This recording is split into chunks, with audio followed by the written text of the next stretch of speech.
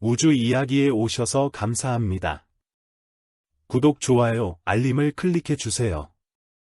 미토 대사, 예, 폐하. 번개같이 달려나간다. 세포와 바이러스 전쟁. 단백질 기사, 전투 태세를 취하며 복제 효소를 무력화시키고 유전 물질을 파괴하라. 세포 왕국을 지켜내겠습니다. 번쩍이는 효과음과 함께 바이러스 군주 코로나가 모습을 드러낸다. 놈은 자신의 스파이크로 세포 왕국의 여기저기를 공격한다. 바이러스 군주 코로나, 비웃으며 하하. 어리석은 세포여. 너희의 복제 시스템은 이제 내 것이 될 것이다. 내 유전자를 심어 너희를 내 꼭두각시로 만들리라. 단백질 기사와 수많은 전투 단백질들이 바이러스에게 달려든다. 치열한 전투가 벌어진다. 단백질 기사, 일격을 날리며 감히 우리 세포의 평화를 깨다니. 막아내라. 전투 단백질들이 바이러스의 스파이크를 부수고 복제를 시도하는 바이러스의 유전 물질에 달라붙는다. 바이러스 군주 코로나, 이 작은 단백질들이. 하지만 너희는 나를 완전히 막을 수 없다. 나는 끊임없이 변이하고 더 강해져 돌아올 것이다. 바이러스 군주 코로나는 겨우겨우 도망치듯 물러난다. 세포왕, 한숨을 쉬며 가까스로 막아냈군. 하지만 바이러스 군주의 말처럼 놈은 언제든 다시 돌아올 수 있다. 우리는 항상 준비하고 더욱 강력한 면역 체계를 구축해야 할 것이다. 단백질 기사, 다시 검을 집어넣으며 예, 폐하. 세포 왕국의 평화를 위해 끝까지 싸우겠습니다. 세포 왕국에는 잠시 평화가 찾아왔지만 다음 침략을 대비하는 긴장감이 감돈다. 35억 년 전부터 34억 년 전까지의 지구는 생명체가 막 출현하여 초기 형태를 띠고 번성하기 시작한 시기입니다. 이 시기의 지구와 생명 현상은 다음과 같습니다. 지구 환경. 원시 대기. 이 시기 지구의 대기는 현재와는 매우 달랐습니다. 산소가 거의 없는 환원성 대기였으며 메탄과 이산화탄소와 같은 온실가스가 풍부하여 초기 지구가 얼어붙지 않도록 따뜻하게 유지하는 데 기여했을 것으로 추정됩니다. 바다. 지구의 대부분은 바다로 덮여 있었습니다. 이 바다에서 초기 생명체가 탄생하고 진화했을 가능성이 높습니다. 최초의 초대륙. 약 36억 년 전부터 초대륙인 별표 발벌어 별표가 형성되기 시작했다고 알려져 있습니다. 이는 현재 아프리카 남부와 오스트레일리아의 일부 지역에 그 흔적이 남아 있습니다. 지각 활동, 화산 활동이 활발했고 해저 열수 분출구와 같은 환경이 존재했습니다. 이러한 환경은 초기 생명체가 에너지를 얻고 살아가는 데 중요한 역할을 했을 것으로 보입니다. 생명 현상. 최초의 생명체 출현. 약 35억 년 전쯤부터 지구의 생명체가 본격적으로 나타났다는 증거들이 발견되고 있습니다. 특히 오스트레일리아 서부에서 발견된 35억 년 전 미생물 화석들이 이 시기의 생명 존재를 뒷받침합니다. 시아노박테리아의 등장과 광합성. 이 시기에 별표 시아노박테리아, 사이어노백테리어, 별표가 출현하여 광합성을 시작했습니다. 이는 지구의 역사에서 매우 중요한 전환점이 됩니다.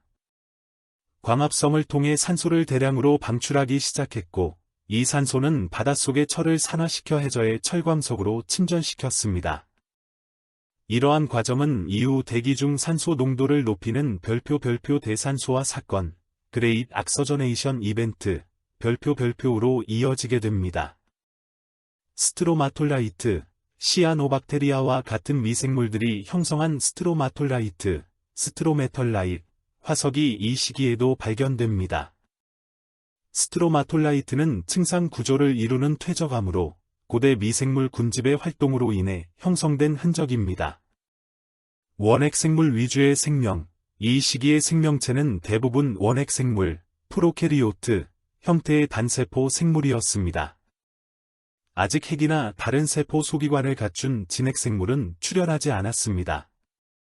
이 시기는 지구가 생명으로 가득 차기 시작하는 매우 중요한 시기였으며 이후 지구와 생명체의 공진화에 큰 영향을 미쳤습니다.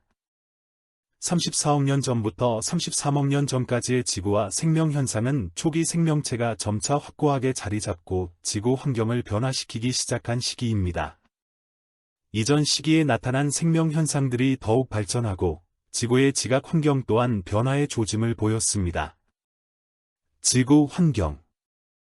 대기, 여전히 산소가 거의 없는 환원성 대기였지만 시아노박테리아의 광합성 활동으로 인해 국지적으로 산소가 발생하기 시작했습니다.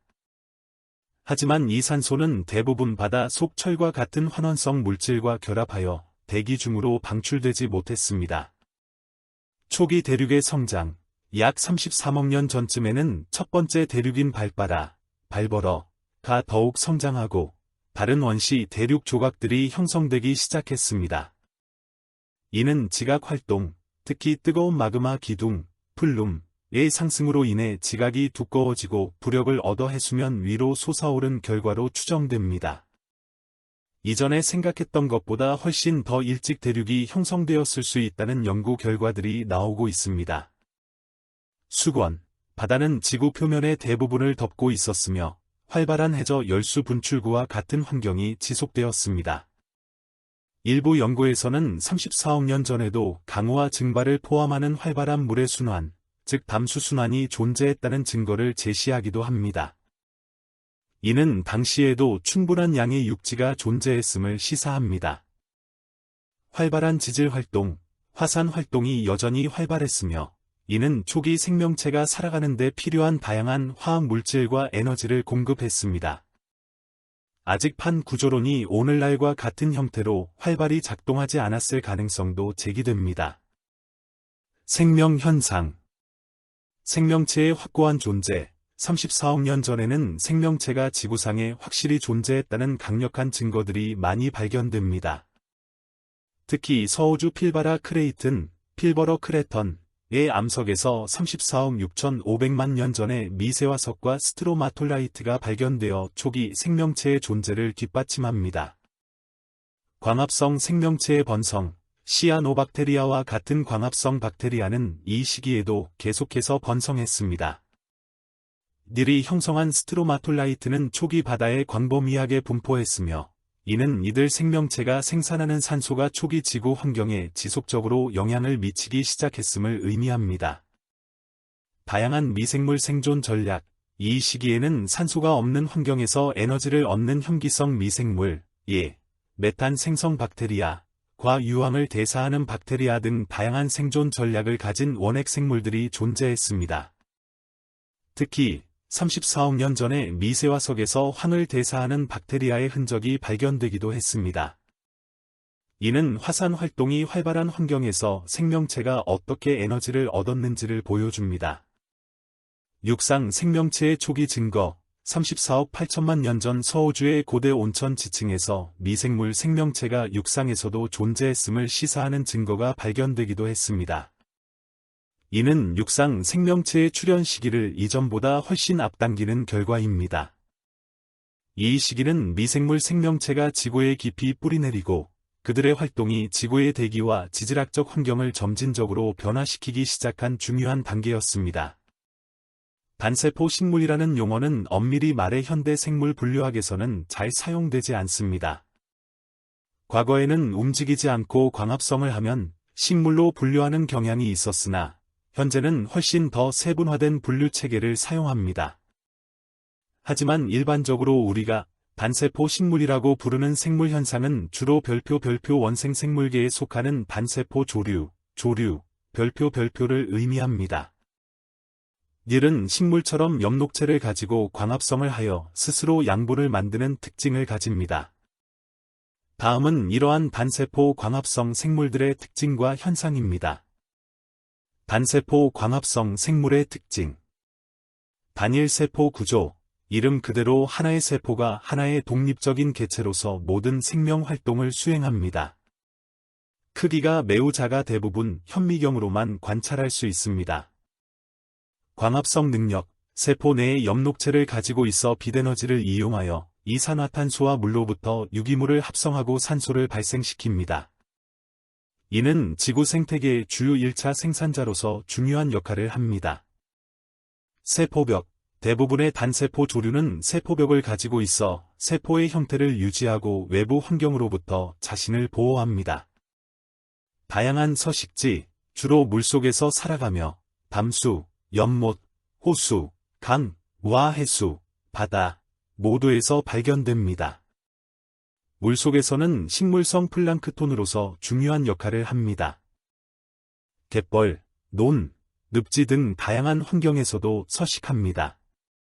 우주 이야기 영상을 시청해 주셔서 감사합니다. 구독, 좋아요, 알림을 클릭해 주세요.